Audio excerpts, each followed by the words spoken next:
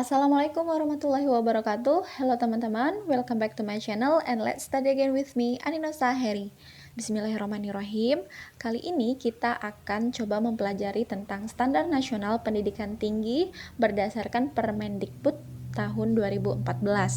Jadi dalam pelaksanaan pembelajaran di perguruan tinggi harus berdasarkan standar yang sudah ditentukan ya teman-teman. Di sini ada 4, yaitu yang pertama standar kompetensi lulusan, standar isi pembelajaran, standar proses pembelajaran, dan standar penilaian pembelajaran. Yuk kita pelajari lebih lanjut. Yang pertama terkait dengan standar kompetensi lulusan. Standar kompetensi lulusan merupakan kriteria minimal tentang kualifikasi kemampuan lulusan yang mencakup sikap, pengetahuan, dan keterampilan yang dinyatakan dalam rumusan capaian pembelajaran lulusan atau CPL ya teman-teman.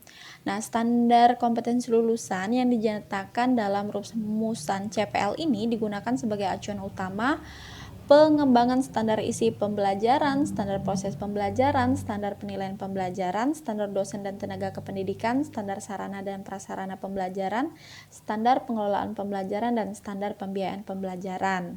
Untuk rumusan CPL ini juga minimal mengacu pada deskripsi capaian pembelajaran lulusan KKNI atau Kerangka Kualifikasi Nasional Indonesia dan memiliki kesetaraan dengan jenjang kualifikasi KKNI.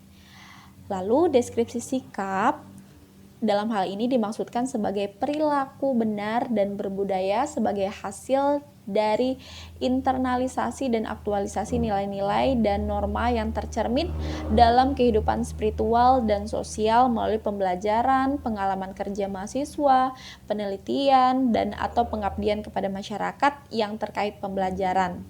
Sedangkan pengetahuan merupakan penguasaan konsep, teori, metode, dan atau falsafah bidang ilmu tertentu secara sistematis yang diperoleh melalui penalaran dalam proses pembelajaran, pengalaman kerja mahasiswa, penelitian, dan atau pengabdian kepada masyarakat yang terkait dengan pembelajaran. Lalu satu lagi kan ya, yaitu keterampilan. Keterampilan merupakan kemampuan melakukan unjuk kerja dengan menggunakan konsep, teori, metode, bahan, dan atau instrumen yang diperoleh melalui pembelajaran tadi atau melalui yang diperoleh dari pengalaman kerja mahasiswa, penelitian, atau pengabdian kepada masyarakat yang terkait dengan pembelajaran. Nah, teman-teman, untuk keterampilan ini mencakup keterampilan umum dan keterampilan khusus. Keterampilan umum sebagai kemampuan kerja umum yang wajib dimiliki oleh setiap lulusan dalam rangka menjamin kesetaraan kemampuan lulusan sesuai tingkat program dan jenis pendidikan tinggi. Sementara keterampilan khusus tadi yaitu sebagai kemampuan kerja khusus yang wajib dimiliki oleh setiap lulusan sesuai dengan bidang keilmuan program studi. Nah, jadi itu ya teman-teman terkait dengan standar kompetensi lulusan. Jadi, mencakup sikap, pengetahuan, dan keterampilan. Sekarang kita menuju standar isi pembelajaran. Standar isi pembelajaran ini merupakan kriteria minimal tingkat kedalaman dan keluasan materi pembelajaran yang dirumuskan dengan mengacu pada deskripsi capaian pembelajaran lulusan dari KKNI. Jadi teman-teman, ini nanti ada penjelasan mengenai apa sih bedanya D1, D2, D3, D4, S1, S2, S3, seperti itu teman-teman ya. Untuk pembahasan ini insya Allah di video yang lainnya ya teman-teman. Kemudian kita menuju standar proses pembelajaran. Standar proses pembelajaran merupakan kriteria minimal tentang pelaksanaan pembelajaran pada program studi untuk memperoleh capaian pembelajaran lulusan yang mencakup karakteristik proses pembelajaran, perencanaan proses pembelajaran, pelaksanaan proses pembelajaran, dan beban belajar mahasiswa. Kita bahas satu-satu ya. Karakteristik proses pembelajaran di sini terdiri atas sifat interaktif, holistik, integratif, saintifik, kontekstual, tematik, efektif, kolaboratif, dan berpusat pada mahasiswa. Di sini yang dimaksud dengan interaktif yaitu bahwa CPL atau capaian pembelajaran lulusan diraih dengan mengutamakan proses interaksi dua arah antara mahasiswa dan dosen. Kemudian yang dimaksud dengan holistik yaitu proses pembelajarannya itu mendorong terbentuknya pola pikir yang komprehensif dan luas dengan menginternalisasi keunggulan dan kearifan lokal maupun nasional. Lalu ada integratif, yaitu integratif adalah capaian pembelajaran lulusan diraih melalui proses pembelajaran yang terintegrasi untuk memenuhi capaian pembelajaran lulusan secara keseluruhan dalam satu kesatuan program melalui pendekatan antardisiplin dan multidisiplin. Lalu yang dimaksud dengan scientific yaitu bahwa capaian pembelajaran lulusan diraih melalui proses pembelajaran yang mengutamakan pendekatan ilmiah sehingga tercipta lingkungan akademik yang berdasarkan sistem nilai, norma, dan kaidah ilmu pengetahuan serta menjunjung tinggi nilai-nilai agama dan kebangsaan. Lalu harus kontekstual yang dengan maksud bahwa CPL atau capaian pembelajaran lulusan diraih melalui proses pembelajaran yang disesuaikan dengan tuntutan kemampuan menyelesaikan masalah dalam ranah keahliannya. Next, terkait dengan tematik, dimaksudkan bahwa capaian pembelajaran lulusan diraih melalui proses pembelajaran yang disesuaikan dengan karakteristik keilmuan program studi dan dikaitkan dengan permasalahan nyata melalui pendekatan transdisiplin. Sedangkan terkait dengan efektif, yaitu bahwa CPL diraih secara berhasil guna dengan mementingkan internalisasi materi secara baik dan benar dalam kurun waktu yang optimum. Lalu ada kolaboratif ya teman-teman, yaitu bahwa CPL diraih melalui proses pembelajaran bersama yang melibatkan interaksi antara individu pembelajar untuk menghasilkan kapitalisasi sikap, pengetahuan, dan keterampilan. Dan pembelajaran harus berpusat pada mahasiswa, di mana CPL ini diraih melalui proses pembelajaran yang mengutamakan pengembangan kreativitas, kapasitas kepribadian, dan kebutuhan mahasiswa, serta mengembangkan kemandirian dalam mencari dan menemukan pengetahuan. Nah, selanjutnya ada proses pembelajaran, ya. Untuk proses pembelajaran sebaiknya disusun untuk setiap mata kuliah dan disajikan dalam rencana pembelajaran semester atau istilah lainnya yaitu RPS. Nah, ini ditetapkan dan dikembangkan oleh dosen secara mandiri atau bersama dalam kelompok keahlian suatu bidang ilmu pengetahuan atau teknologi dalam program studi. Jadi biasanya kadang sendiri-sendiri atau juga bisa bersama-sama seperti itu. Untuk RPS ini ada unsur-unsur yang minimal harus ada di RPS seperti nama program studi, nama dan kode mata kuliah, semester, SKS-nya berapa, nama dosen pengampunya siapa, lalu capaian pembelajaran lulusan yang dibebankan pada mata kuliah, kemampuan akhir yang direncanakan, bahan kajian yang terkait dengan kemampuan yang ingin dicapai, metode pembelajarannya bagaimana, waktu yang disediakan berapa, pengalaman belajar mahasiswa yang diwujudkan dalam deskripsi tugas yang harus dikerjakan oleh mahasiswa selama satu semester itu apa saja. Lalu kriteria, indikator, dan bobot penilaian, daftar referensi yang bisa digunakan oleh mahasiswa atau yang bisa disajikan dosen kepada mahasiswa. Nah, untuk RPS ini teman-teman, itu disusun wajib ditinjau dulu dan disesuaikan secara berkala dengan perkembangan ilmu pengetahuan dan teknologi. Jadi, antara tahun ini dengan tahun berikutnya, meskipun mata kuliahnya sama, bisa jadi dia berbeda karena adanya perkembangan ilmu pengetahuan ataupun teknologi.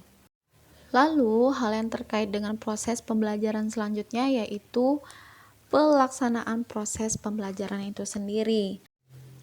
Lalu, pelaksanaan pembelajaran berlangsung dalam bentuk interaksi antara dosen, mahasiswa, dan sumber belajar dalam lingkungan belajar tertentu yang dilaksanakan sesuai RPS atau istilah lain yang sesuai dengan karakteristik yang telah kita tetapkan tadi ya teman-teman ya.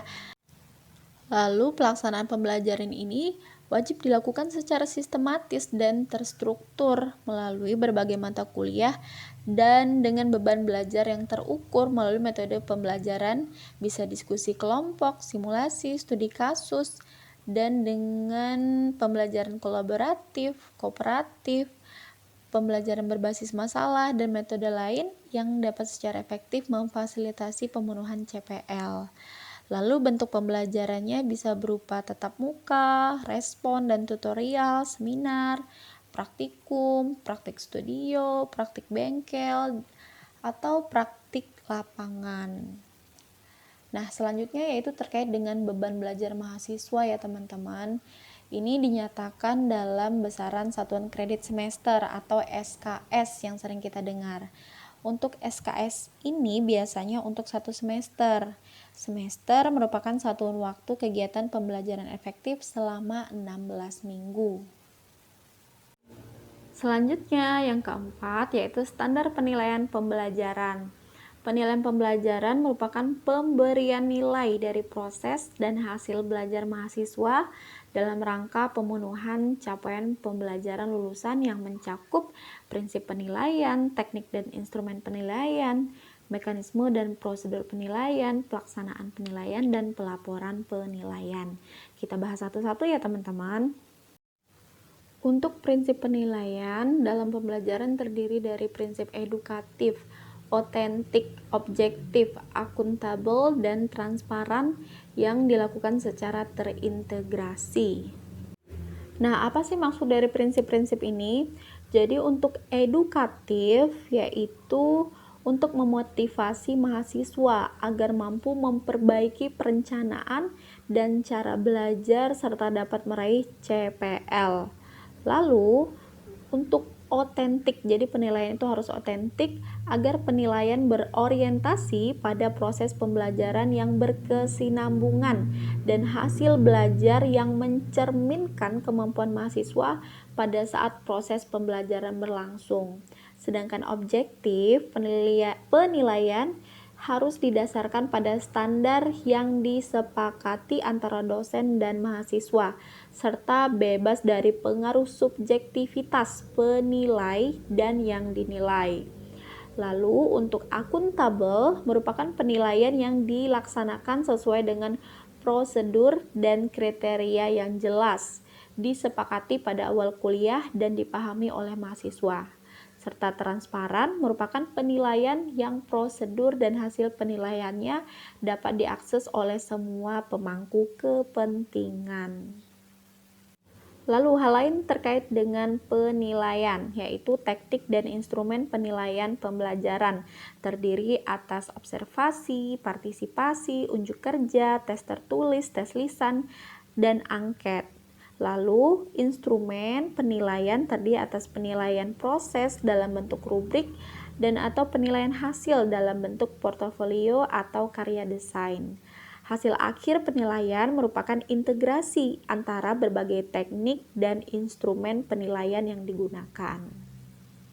Selanjutnya terkait penilaian yaitu mekanisme dan prosedur penilaian, yaitu dilakukan melalui penyusunan, penyampaian kesepakatan, teknik, kriteria, indikator, dan bobot penilaian antara penilai dan yang dinilai sesuai dengan rencana pembelajaran.